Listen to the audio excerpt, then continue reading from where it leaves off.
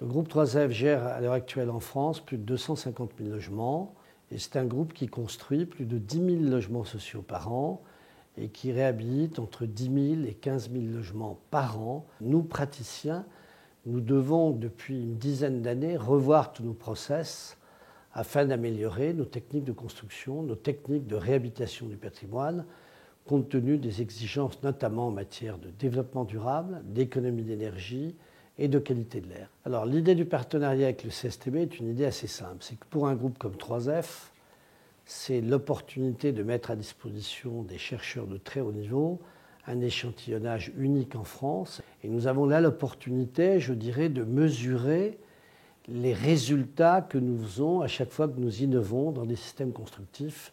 On a deux applications très concrètes sur lesquelles on a déjà travaillé depuis 2016, Repère et Isabelle. Dans le cas de Repère, on prend 1000 logements de notre patrimoine occupés par des locataires et on constate la performance thermique du bâtiment, des logements avant travaux.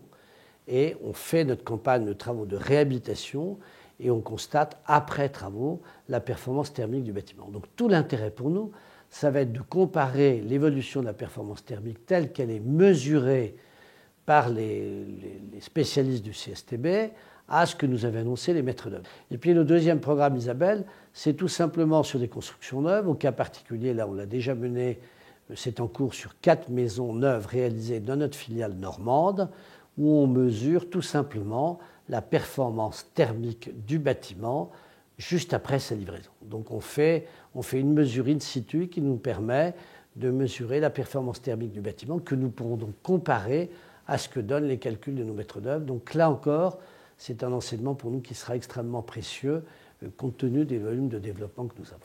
Alors la question de la qualité de l'air est un sujet qui prend beaucoup d'importance puisque le développement de notre production neuve se fait beaucoup dans les métropoles, dans les zones denses.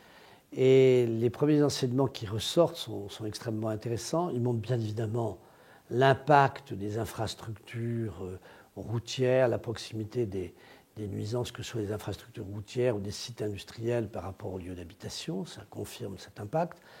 Et puis le deuxième point qui est important, c'est qu'on voit également l'importance très grande de l'usage du logement par les locataires eux-mêmes. Le choix des produits d'entretien, le rythme d'utilisation des produits d'entretien. Et donc là, c'est un enseignement qui, du reste, nous sera utile à nous, bailleurs, non pas cette fois vis-à-vis des prescripteurs qui réalisent nos immeubles, mais peut-être dans notre relation avec les locataires. C'est pour nous une façon de repérer un certain nombre de points de progrès qui permettront de faire progresser toute la chaîne.